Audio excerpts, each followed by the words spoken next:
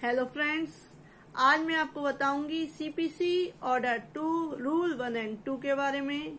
यदि आपको मेरा ये वीडियो यूजफुल लगे तो इसे लाइक और शेयर करें और मेरे चैनल को सब्सक्राइब करना ना भूलें। फ्रेंड्स, सीपीसी ऑर्डर 2 है फ्रेम ऑफ सूट, मीन्स बात की विरचना, बात को किस तरह से बनाया जाएगा ये बताता है सीपीसी ऑर्डर 2। रूल 1 कहता है इसका एवरी सूट, प्रत्येक बात इस तरह से फ्रेम किया जाएगा कि उसमें डिस्प्यूट प्रॉपर्टी से रिलेटेड सभी क्वेश्चन प्रश्न आ जाएं, जिससे कि कोर्ट को उस बाद केस में फाइनल डिसीजन देने के लिए एक बेस आधार प्राप्त हो जाए और बार बार उस डिस्प्यूट प्रॉपर्टी से रिलेटेड केस कोर्ट में ना करना पड़े। फॉर एग्जाम्पल, बहुत ही सिंपल एग्जाम्पल देती हूँ। आप मान लीजिए कि आपने अपनी फैमिली का फोटो फ्रेम बनाना है, तो उस फोटो फ्रेम में कौन कौन आएगा? माता पिता, चाचा चाची, दादा दादी, भाई बहन, ये सारे फैमिली मेंबर्स उस फोटो फ्रेम में आएंगे फैमिली के। सेम चीज है ऑर्डर 2, जो कहता है कि डिस्प्यूट प्रॉपर्टी से रिलेटेड सारे विवाद इश्यू एक ही केस में इंक्लूड होंगे। क्लियर है? रूल 2 में सब रूल 3 है।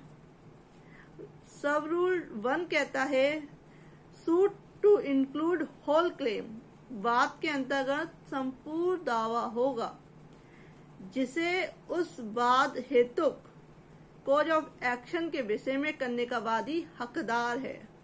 किंतु यदि प्लेंटिफ चाहे तो किसी कोर्ट के जुरिडिक्शन अधिकारता के भीतर उस केस को लाने के लिए अपने दावे क्लेम के किसी पार्ट को त्याग सकेगा। सब रूल 2 कहता है दावे के भाग का त्याग मीन्स जहां प्लेंटिफ अपने क्लेम के किसी पार्ट को त्याग देता है, छोड़ देता है, लोप करता है, तो वह उस छोड़े गए क्लेम पर दोबारा सिविल सूट नहीं करेगा। सब रूल 3 कहता है कई रिलीफ में एक के लिए बाद लाने का लॉ, जहां बहुत सारे रिलीफ अनुतोष प्राप्त है वादी को एक ही केस में, और वो किसी एक पार्ट को उस अनुतोष जो बेनिफिट जो उसे मिलने हैं उसके पार्ट को त्याग देता है, या उनमें से किसी एक पे ही बाद लाता है या ज्यादा पे बाद लाता है, और वो यदि न्यायालय की परमिशन के बिना लाता है तो वो उस पर दोबारा केस दाखिल नहीं करेगा उसी बेनिफिट्स को लेकर।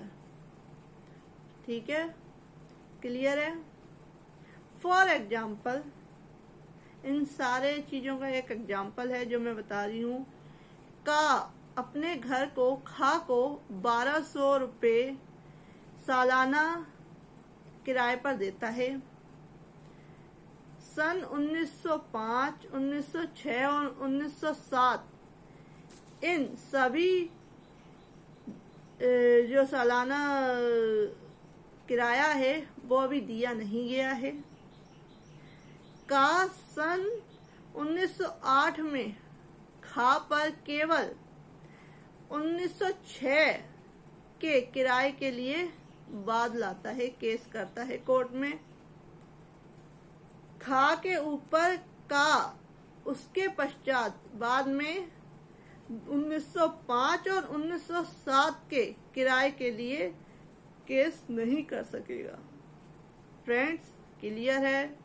इसमें कुछ अमेंडमेंट्स है कई स्टेट्स के, तो अगर आप बुक्स पढ़ेंगे तो आपको क्लियर हो जाएंगे।